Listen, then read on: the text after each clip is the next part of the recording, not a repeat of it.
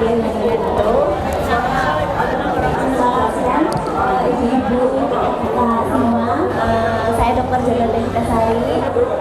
Di sini nanti saya akan sedikit berbagi ya mengenai tips gimana sih biar kulit lebih sehat, terus tampak berseri-seri. Yang pertama, bagaimana sih kulit yang sehat? Menurut ibu-ibu gimana kalau kulit yang sehat?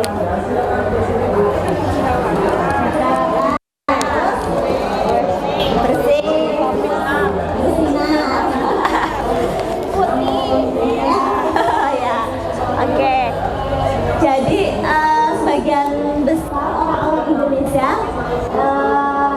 mendefinisi kulit yang putih dan mulus.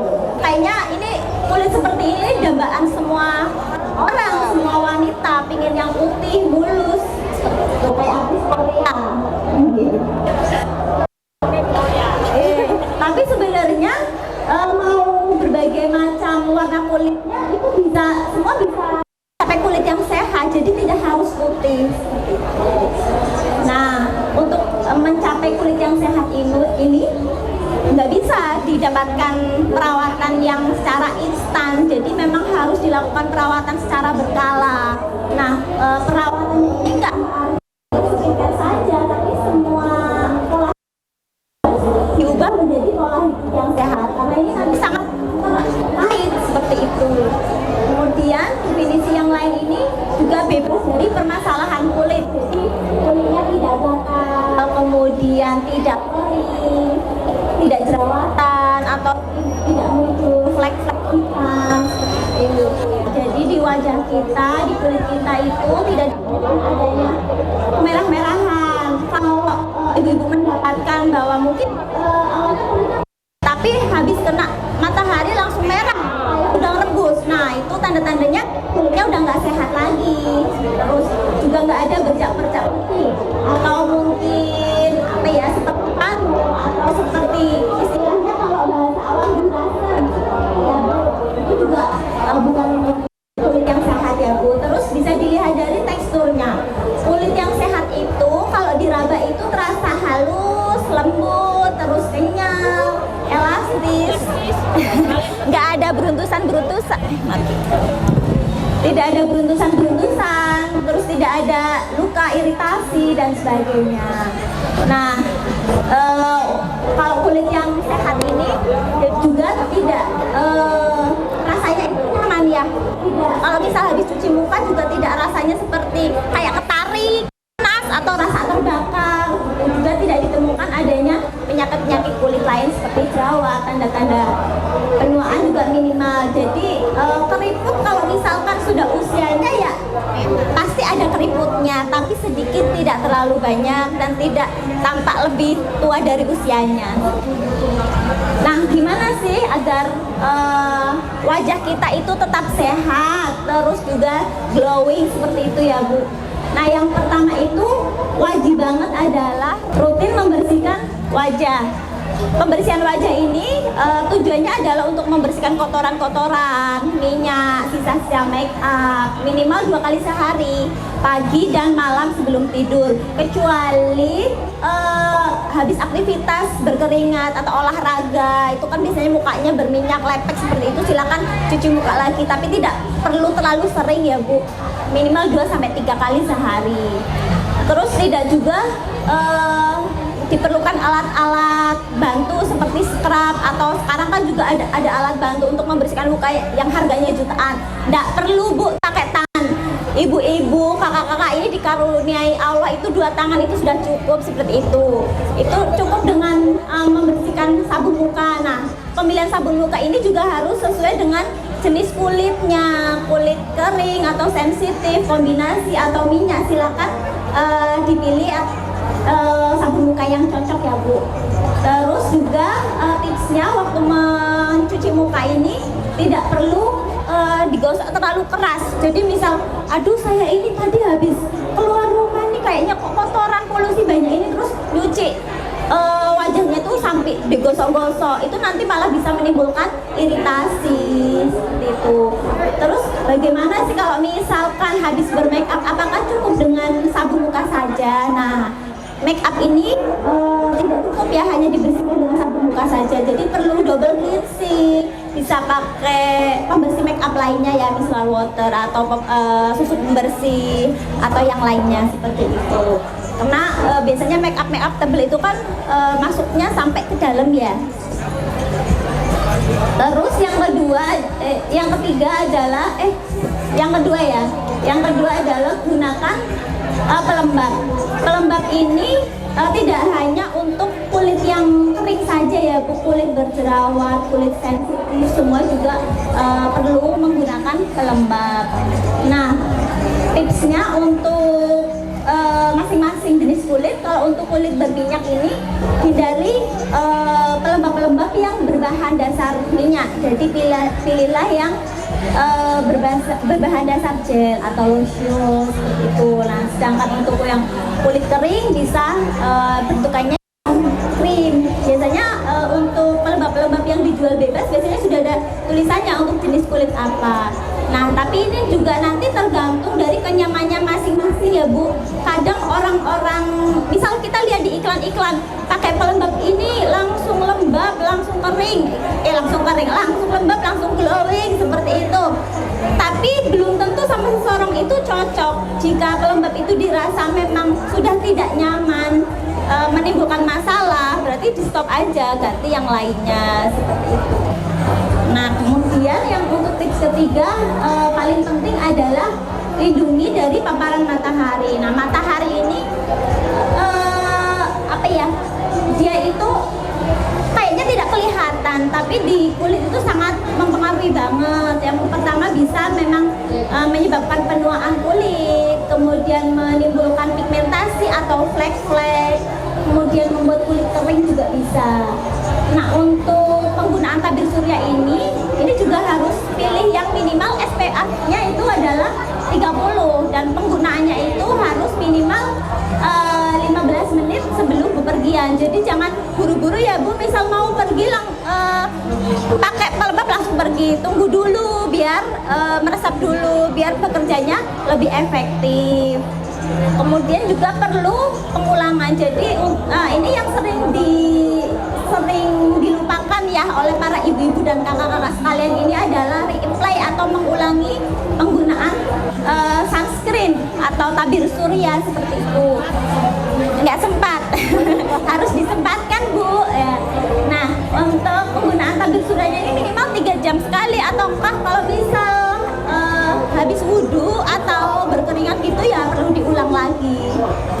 Kemudian tabir surya ini tidak 100% melindungi dari sinar matahari, karena itu juga penting juga pakai pelindung yang lainnya seperti pakai payung, lengan panjang atau pakai topi yang lebar gitu ya.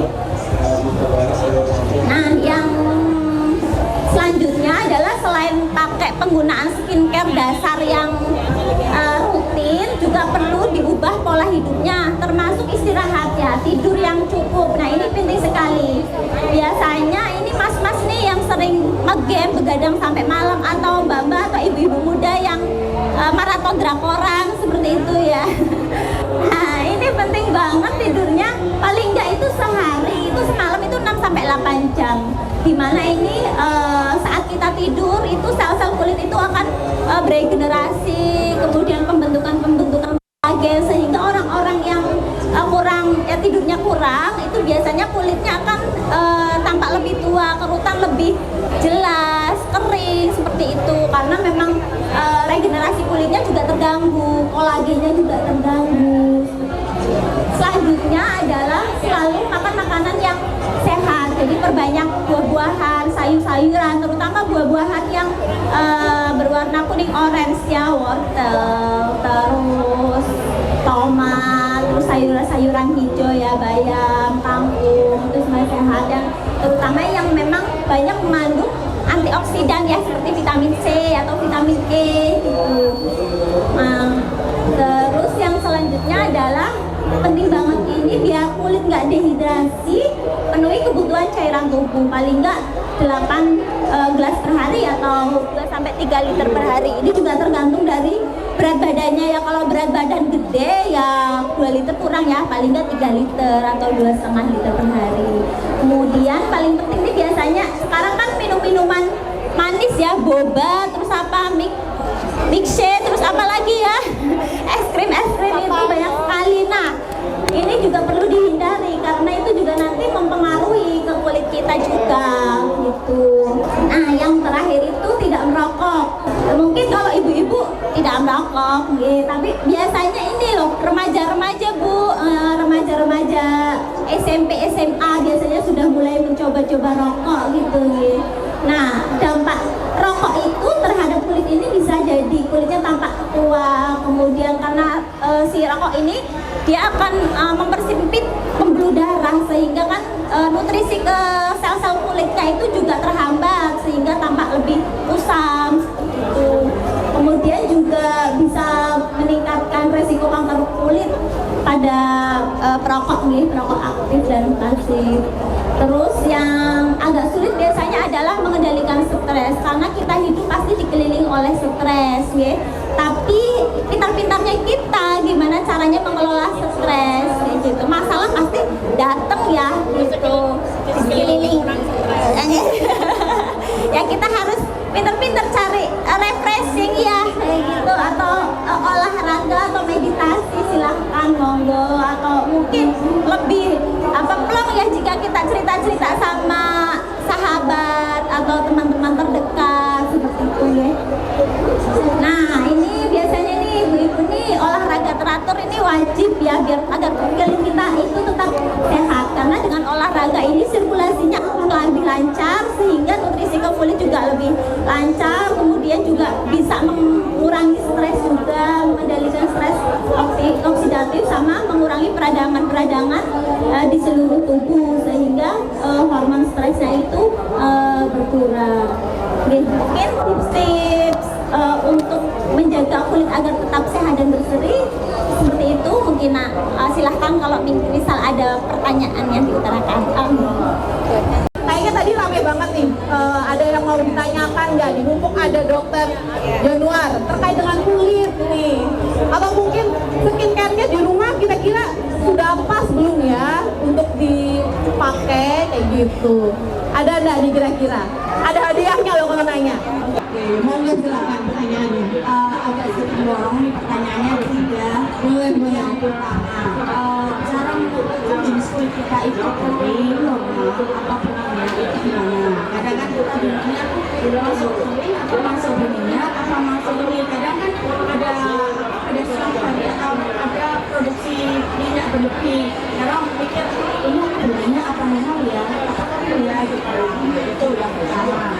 Yang kedua, sekarang kan lagi tren ada eksfoliasi banyak ya untuk kita gitu. Apakah cuma perawatan yang tadi itu sebagai perawatan dasar, apakah perlu diperlukan juga eksfoliasi? Terus yang ketiga itu olahraga. Jujur nih, kalau saya disuruh olahraga paling males. Nah, kadang saya mikirnya kayak gini, olahraga itu bersih-bersih rumah itu pun udah bikin bobios ya. Apakah itu sudah masuk kategori olahraga ataukah hanya sekedar mengeluarkan keringat yang sebenarnya tidak masuk kategori olahraga? Itu aja pertanyaan saya. Terima kasih. Ya. Terima kasih Ibu. Saya mencoba menjawab yang pertama itu bagaimana menentukan jenis kulit berminyak. Kulit berminyak biasanya keling-keling atau mengkilap ya, berminyak. Kemudian kulit normal itu berarti tidak berminyak dan tidak kering. Terus kulit kombinasi. Nah, seringnya itu kulitnya kombinasi. Jadi pada beberapa area itu kering, ada juga yang tampak berminyak seperti itu. Yang kedua adalah eksfoliasi Ibu. Nah, eksfoliasi ini kita lihat dulu Bu jenis kulitnya seperti apa. Untuk yang kulit sensitif itu sebaiknya tidak melakukan eksfoliasi, dan eksfoliasi ini kan tujuannya adalah untuk membantu meremajakan kulit ya, eksfoliasi atau mengganti sel-sel kulit yang baru. Nah, itu juga tidak boleh berlebihan. Penggunaannya itu untuk eksfoliasi boleh dilakukan 2 atau sampai 3 kali per minggu. Tapi misal pun Ibu mencoba 2 kali per minggu ternyata terjadi iritasi, coba dikurangi frekuensinya jadi 1 kali per minggu seperti itu. Jadi sambil dilihat responnya seperti apa. Kemudian juga bahan-bahan eksfoliatif yang digunakan itu juga biasanya kan berbeda-beda ya Bu, seperti itu. Kalau semakin kuat eksfoliasinya biasanya resiko untuk terjadinya iritasi juga tinggi. Tuh. Nah, terus yang ketiga itu adalah olahraga. Nah, kalau kita bersih-bersih rumah masa itu nggak termasuk olahraga Ibu, gitu. Olahraga itu ya kita melakukan aktivitas itu yang berbeda olahraga ya. Misalkan jalan kaki malah nggak apa-apa Bu. Misal olahraga itu kalau mau memulai itu jangan yang langsung berat-berat. Nanti kita di tengah jalan udah berhenti duluan. Jadi dimulai dari yang ringan-ringan dulu aja. Jalan kaki seperti itu. Misal awalnya seminggu 3 kali 30 menit, nanti dinaikkan perlahan-lahan. Kalau memang sudah enjoy, udah enak kayak gitu, naikkan. Nanti akan terasa Bu di badan juga akan lebih segar, terus jadi akan merasa ketagihan. Oh, saya belum olahraga kayak gitu. Continue, harus continue Bu. Tuh, jangan asal misal lagi heboh nih senam aerobik, kita langsung senam aerobik sekali datang langsung 2 jam, tepar Bu. Kemeng kabeh terus habis itu gak datang lagi. Oke, kata saya.